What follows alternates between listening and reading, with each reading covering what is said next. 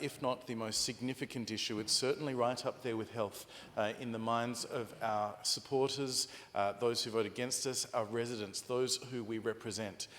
Cost of living gets raised time and time again, and it's across the board, whether people are indeed renting or landlords. Whether people are owning small businesses or larger businesses, or employees or pensioners or students. Cost of living has become the most significant stress point in people's lives, to the point where in my 14 years in this place, sir, it has never been this significant. It's often something people talk about, but there has never been a moment where the anxiety felt by people in their daily lives has been this pointed. And across my electorate of Morialta, it is keenly felt as well, sir. Recently I conducted a survey, an online survey of residents, and had hundreds and hundreds of responses, and asked the first question of whether people feel better off or worse off than they did prior to the election of the Malinauskas Labor government in March 2022.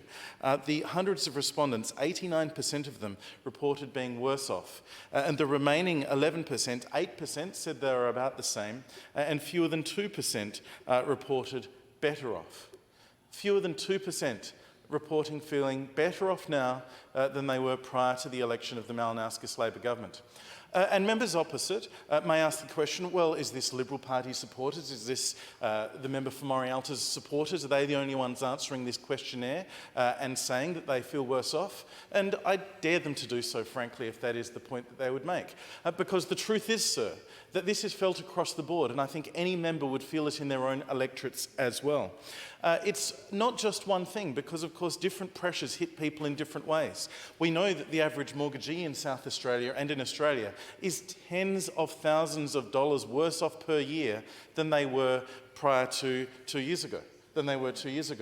And that has impacted on people's capacity to live in their houses and meet their mortgage repayments, let alone the choices that they're able to make and decisions in their lives. But indeed, for people who don't have a mortgage, and I should say that in my survey we were talking about some 29% of interest payments being their cost of living greater stress. But for those others who aren't, they're hit by other things.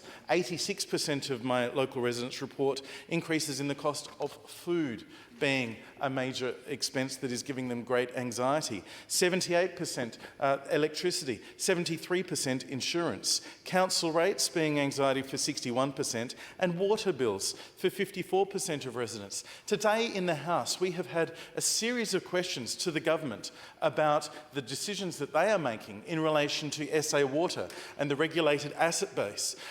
This goes in stark contrast, I think, to the point made by the Premier a few days ago, where he seemed to throw up his hands in incapacity and impotence at the ability of politicians to do anything about cost of living. And yet, sir, this is a government that's happy to put out regular press releases from ministers across the government, from the Premier on down, saying that they're seeking to address the cost of living, but the Premier says that they're not. But I come back to SA Water and the decisions this government made, reflective of the decisions of the Wetherill government and the Rann government to jack up people's water prices as a result of government decision-making, as a result of how the regulated asset base used to be treated.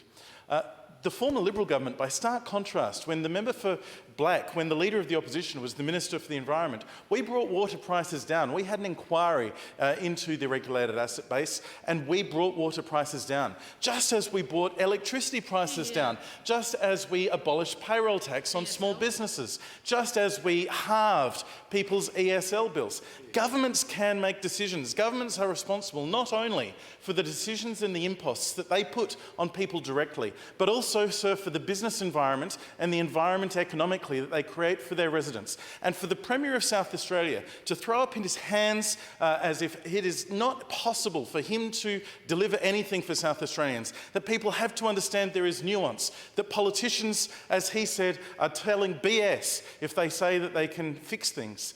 I think is a sign of the government's hypocrisy, the government's arrogance, and the fact that this is a government that is not focused on the priorities that the people of South Australia want. This is a government that's happy to spend millions and tens of millions of dollars on all sorts of flights of fancy that we know about all too well, and yet when it comes to cost of living, the thing that is impacting people in their households, in their families, more than anything else in South Australia, this is a government that's declared it's all too hard, and sir, South Australians deserve a lot better than that. Hear, hear.